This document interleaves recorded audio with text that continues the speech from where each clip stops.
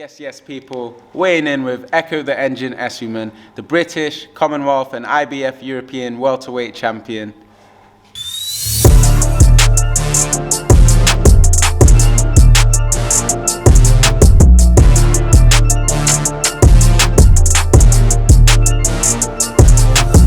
Yes, weighing in with Ekow the Engine Essuman. Ekow, how are you, my man? Yeah, I'm good. Yeah, good, bro. Just training, doing what I do in my element. I'm good. Listen, man, this is your time. This is the start of a new series Weighing In's bringing. Now, let's start the story right from the start. The Engine. Where does that name come from? You know what? My first few boxing nicknames were completely different. They used to call me Chinny in the championships because I just used to chin people. Called me Little Arms, taking the piss because they said I had like big arms. They were like Little Arms. They called me Little Tank. But when I was on Team GB, some of the coaches were like, when I was on the WSB, it's like 5 rounds, best number 1s and 2s of each Olympic squad. And some of the coaches was like, yo, you don't start as fast as the other people, but when the rounds keep going, so you keep getting fitter and fitter and fitter. You've got a good engine. And then after that, they say, oh, it's the engine again. Then they just start calling me the engine, yeah. In terms of the boxing itself, where did the journey start? Started years ago. I just wanted to get into my fitness. I was a big child, didn't I? I was a big child, wanted to get in my fitness, so I did a whole load of sports, ranging from swimming to rugby, karate, basketball, and then like eventually I got into boxing because I used to play for a basketball team and I wanted to play for Jesse Boots in Nottingham, but they told me, boy, you're not fit enough. Like, we need you to be fitter and you can work on both hands, so you dribble with both hands. And so I just went away and I thought, how can I get fitter? One of my mates at the time, who was in the army, was like, yo, I've been going boxing, I've never been fitter since. So I just tried a boxing gym and then just enjoyed it. So forget basketball. Wicked. Listen, in terms of the boxing, who and where are your support units? Like, who are the people that back you? Just, you know what, I have a good trainer, Barrington Brown, DCT, well, the head of DCT, and Mark Howell here as well. You know what, I used to enjoy team sports until I used to think, oh, well, I don't want to have to depend on a team because if so-and-so isn't playing well, you might lose a game and this, that, the other, but I'm doing my part. When I got into boxing, I thought it would be it's not a team sport, it's just all me. But you know what, it's a team sport. Like, my support unit will be my trainer, it'll be my missus at home, it'll be my close friends, and that's it really. But over time, it's been adding to it with people that I trust or people that are like-minded, like positive people that just want to push on other people, do positive stuff, and take care of themselves and obviously make a living. So we all have the same goal, so we just all mesh and all work well together. Did anyone tell you ain't gonna make it? Oh yeah. That's like one of those things where like some people say, what makes you keep on going? And sometimes I just remember the people that told me I couldn't do it in the first place. People that told me, oh, you might as well just give up boxing, you're never going to get on that England team. Then I got on GB, and they was like, oh yeah, but you'll never get to travel and be on the A team and the podium team. I got on podium.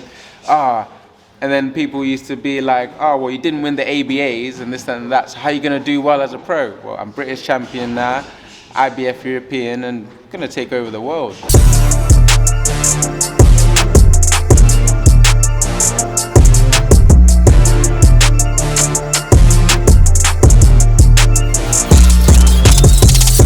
Let's talk about your training and your trainer. How would you describe him in 3 words? Clairvoyant boxing genius. It's as simple as that? It's as simple as that? Alright, whoa.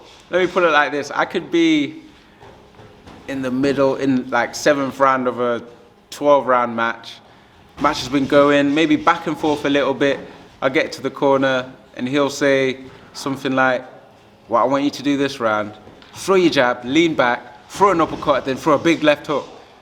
In my head, I'll be thinking, oh, yeah, throw the jab, lean back, got left hook. I think, will it work? Will it work? I'll go out, I'll do it, I'll knock the guy out, and it's just like that. Like Barrington can see things like body kinetics and boxing wise that like normal people can't see. You'd have to be at really top advanced level to be able to know them things or to be able to train them things. But he can see him and he knows how I box, so he could see something I might not see, tell me to throw a certain punch a certain way and it'll land. And I'll get it after doing that, but to picture it, I might not fully compute it yet. Does your training style live up to your nickname? Is it like a train, slowly picking up your speed, or is it 0 to 100 real quick? It's a bit of both. Sometimes I'll be asked to train starting from 100. So start from 100, get tired, and then let's see how you box then. Because it's not about what you do when you're fresh. It's about what you can do when you're tired. But other times, sometimes I'll be asked to tone it down and then turn it up towards the end. But it's a bit of you have to be ready for everything. So it's a bit of everything, really.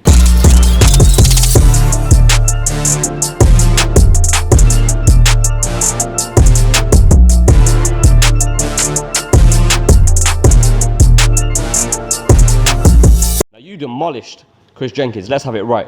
Not many expected that or predicted it. Do you believe you got the credit or plaudits you deserved?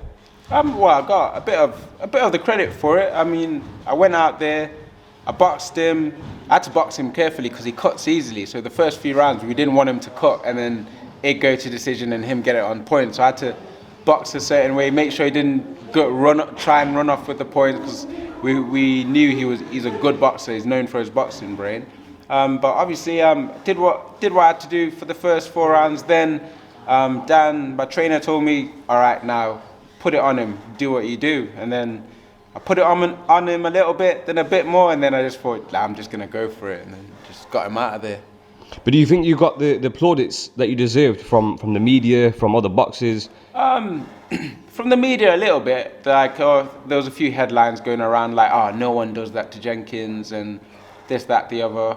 From other boxers, maybe not so much, but to be honest, other boxers, everyone's tough. Everyone thinks they're the one, so they wouldn't. So I just have to keep repeating that message, which is what I did in the Danny Ball match, and then which is what I'll do in this match, and then sooner or later people will get the message. Now let's talk about your fight. Big fight. What do you know about Tetley? Well, I know he's a game fighter. I know he likes to come forward a bit.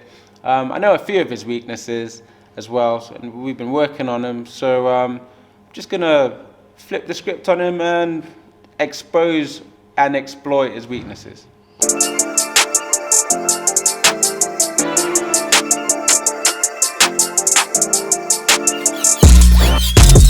Now, Ekow, I know you don't overlook any fight, but after this fight, who would you like to fight?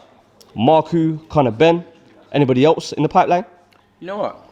I'm not bothered about picking names, because the way I think, if you want to be the best in any weight division, you want to be the best in the world, you're gonna come across people, all kinds of styles, all kinds of bogeymen, all kinds of people what no one else wants to fight, because this person's rumored to be the hardest hitter, this person's rumored to be horrible, this person's a spoiler. So in my head, I've worked in such a way where I'm not picking who I want to fight, because I need to be ready to fight anyone, because anyone can come out the woodwork. So I'm not too bothered about picking out names out of a hat. If these certain people want to fight me, they'll find me, because they'll make themselves mandatory. They'll call for the fights when they know the fights can happen. But there's certain people who are calling for the fight where it doesn't even make sense. They're not even in the kind of ranking to qualify them for the fight. And aside from that, what I will say is just people in my belt line. So in the IBF, anyone above me, it's like, I'm coming for the jugular. I'm coming to take you out. That's literally what it's about. In the rankings, anyone 10, 15 ranks above me, coming for you. It's just as simple as that. No names, anyone can get it. Okay, what's the end goal in boxing for you? World champion, man. The world, rule the world. Nothing more, nothing less. And what about life after boxing? Have you planned for life after boxing? Yeah. You have to. Life ain't all about boxing. Boxing's short, so it's a platform. You have to set things up for afterwards. And Ekow, last question. Why should people come to see your fight or watch you on TV? People should come to watch my fights because I'm gonna be in exciting fights. I'm gonna be in the kind of fights where we'll be boxing 1 minute and then there's the kitchen sink flying there, there's a tank flying here, there's missiles, there's bombs going off, people are taking licks, people are dropping, and not me. So come for entertaining fights. Ekow Essuman, thank you for weighing in.